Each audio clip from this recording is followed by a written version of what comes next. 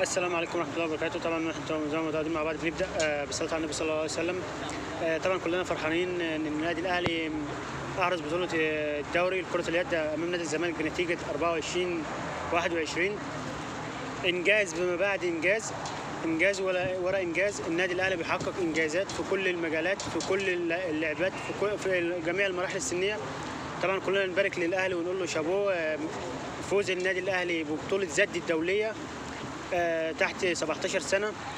كابتن سيد غريب، طبعا كلنا نقول له شابوه. كابتن سيد الف مبروك للبطولة والفوز. وطبعا احنا زي ما كلنا عارفين ان اللي احرز الهدف عمر سيد معوض ابن كابتن سيد معوض، من ركله جزاء، هدف ولا اروع. وبعد هذا الهدف الاهلي يوصل ياخد البطولة بمعنى صح. طبعا فرحانين ان الاهلي ياخد البطولة الدولية، بطولة زد الدولية والمقامة هنا في مصر عندنا. طبعا نقول لي شابوه لكل المدربين المصريين. بس انا عايز اقول نقطه، خليكم معايا في النقطه دي.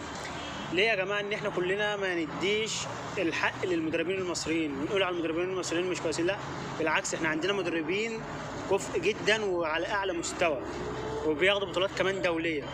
كمثل انا اقول لكم كمثل، كابتن سيد غريب اهو خد بطوله تحت كام سنه؟ تحت 17 سنه في بطوله زد الدوليه اللي هو مقام عندنا هنا.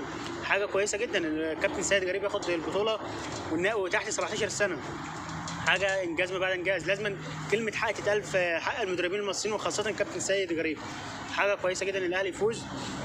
طبعا بكره العالم كله مستني الماتش بتاع بكره ما بين الاهلي وبيراميدز، هيكون في الساعه 9 مساء.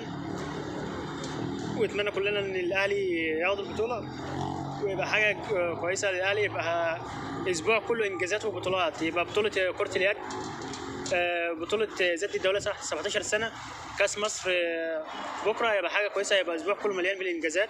طبعا قبل ما اختم معاكم ما تنسوش المتابعه والشير والمشاركه، واستنونا في بكره بث مباشر بعد مباراه الاهلي وبيراميدز والتشكيله، ونقول الاخطاء الفنيه والاستحواذ للفريقين، ونقول كل حاجه ونحلل المباراه بالتفصيل.